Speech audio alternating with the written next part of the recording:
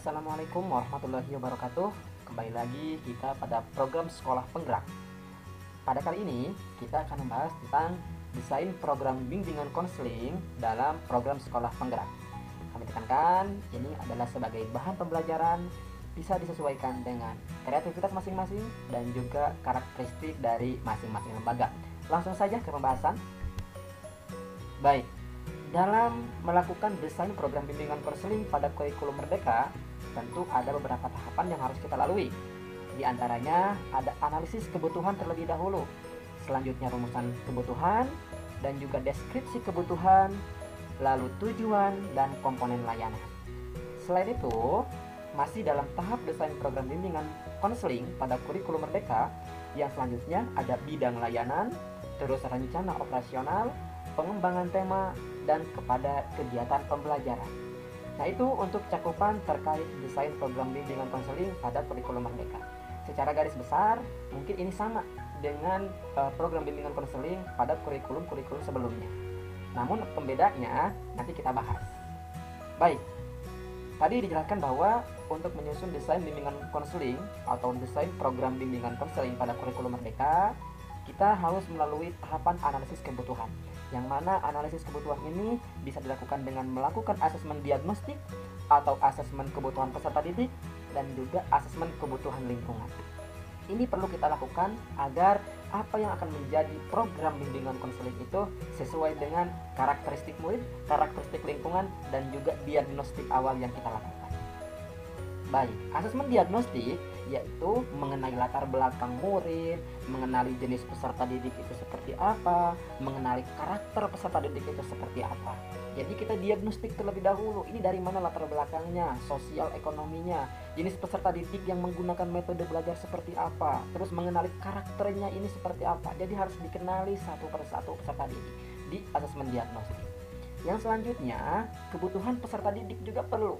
Untuk membentuk suatu program bimbingan konseling, kita harus melihat kebutuhan peserta didik, yang mana kodrat alamnya seperti apa, kodrat zamannya seperti apa, terus kesempatan untuk menumbuh kembangkan kodrat alam dan kodrat zamannya itu bagaimana.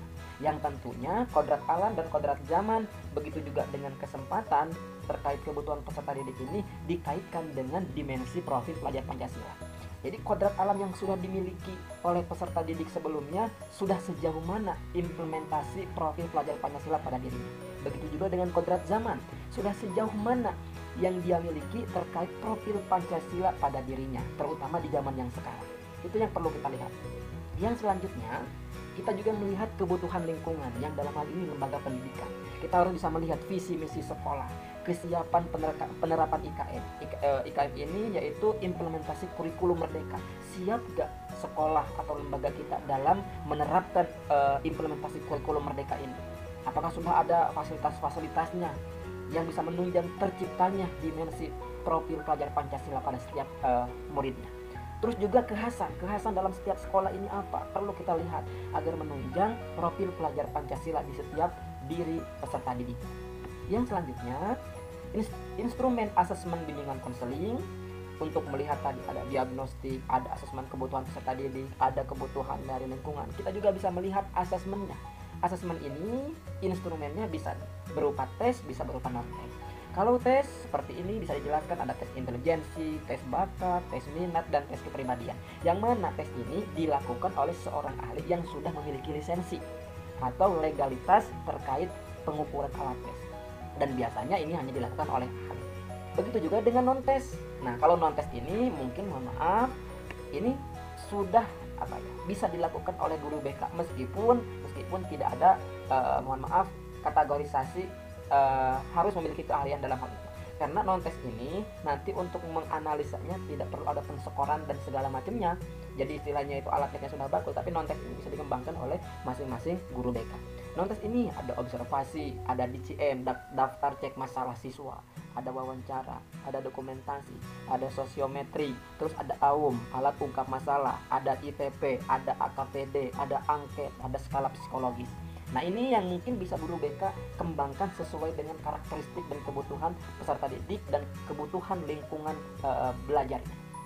Yang selanjutnya, kita lari kepada rumusan dan deskripsi kebutuhan. Setelah kita sudah tahu bagaimana analisis kebutuhan yang kita lakukan, kita rumuskan kebutuhan itu seperti apa, yang mana rumusan ini merupakan informasi kebutuhan dan atau permasalahan yang telah teridentifikasi melalui asesmen. Tentunya ini dikaitkan dengan dimensi profil pelajar Pancasila. Sudah sejauh mana dimensi profil Pancasila itu dimiliki oleh peserta didik dalam menumbuh kembangkan kodrat alamnya dan juga kodrat zaman. Begitu juga dengan deskripsi kebutuhan. Ini memuat tentang bentuk perilaku yang diharapkan atau dikuasai oleh konseli, yang mana sejauh mana dimensi profil pelajar Pancasila ini sudah melekat pada dirinya. Kita bisa melihat apa yang harus perlu dikembangkan, apakah dimensi gotong royongnya, kebinekaannya, ataukah ketaatannya kepada Tuhan yang Maha Esa. Nah, seperti itu. Deskripsi kebutuhan dirumuskan dalam bentuk kalimat pernyataan tentunya. Yang selanjutnya, tujuan dan komponen layanan. Tujuan ini berdasarkan deskripsi kebutuhan peserta didik atau konseli, berbentuk perilaku yang harus dikuasai peserta didik atau konseli. Tentunya disambungkan atau dikorelasikan dengan dimensi profil pelajar Pancasila sudah sejauh mana terbentuk pada dirinya. Selanjutnya, komponen layanan. Komponen layanan ini memuat bentuk perilaku yang diharapkan dikuasai oleh konseli dikaitkan dengan dimensi profil pelajar Pancasila. Deskripsi kebutuhan dirumuskan dalam bentuk kalimat pernyataan yang dituangkan dalam layanan dasar, perencanaan, individual atau peminatan, layanan responsif, dan juga dukungan sistem. Tentu acuannya kepada dimensi profil pelajar Pancasila. Yang selanjutnya, bidang layanan dan rencana operasional. Bidang layanan ini sama seperti tahun-tahun sebelumnya pada kurikulum yang sebelumnya juga, ada pribadi, sosial, belajar, dan karir. Dan mungkin saja ini ada saran tambahan. Bisa dikenalkan juga keluarga, yang istilahnya itu layanan keluarga di sini bisa berdiri sendiri seperti kayak layanan pribadi, layanan sosial, layanan belajar, dan juga karir. Yang mungkin dahulu itu bisa terintegrasi dengan layanan-layanan sosial atau layanan-layanan belajar atau layanan-layanan karir. Kalau bisa, mungkin ini kami saran bisa ditambahkan juga dengan layanan keluarga, karena memang bentuk dari kesuksesan seseorang peserta didik itu bisa diawali dari keluarga. Dari keluarga itu kan, dari keluarga budaya bisa ditanamkan. Nah, ini juga sama mungkin perlu ditambahkan. Terus yang selanjutnya, rencana operasional. Rencana operasional ini merupakan rencana detail yang menguraikan tindakan-tindakan yang diperlukan untuk mencapai tujuan. Tentunya melihat dimensi profil Pancasila terbentuk dalam setiap diri pribadi peserta didik. Terus yang selanjutnya, pengembangan tema dan perencanaan pembelajaran. Nah, ini pengembangan tema ini sudah sesuai dengan atau disesuaikan dengan kebutuhan tadi. Apa yang dibutuhkan oleh peserta didik? Tema atau topik merupakan rincian lanjutan dari identifikasi, deskripsi kebutuhan peserta didik atau konseli dalam aspek perkembangan pribadi, sosial, belajar, dan karir, terutamanya sejauh mana profil pelajar Pancasila melekat pada dirinya itu. Terus yang selanjutnya, rancangan pembelajaran yang tentunya nanti akan memuat topik, media, dan juga metode agar dimensi profil pelajar Pancasila pada setiap diri individu itu bisa melekat dan bisa tertanam. Itu mungkin yang bisa kami sampaikan terkait desain program bimbingan dan konseling yang kaitannya dengan kurikulum merdeka. Semoga ini bisa menjadi nambah wawasan khususnya bagi kami sebagai pelaku di lapangan, umumnya untuk ibu bapak semuanya. Selamat berkarya Bapak Ibu guru hebat. Dari saya dicukup sekian. Mohon maaf bila ada kekurangannya. Assalamualaikum warahmatullahi wabarakatuh.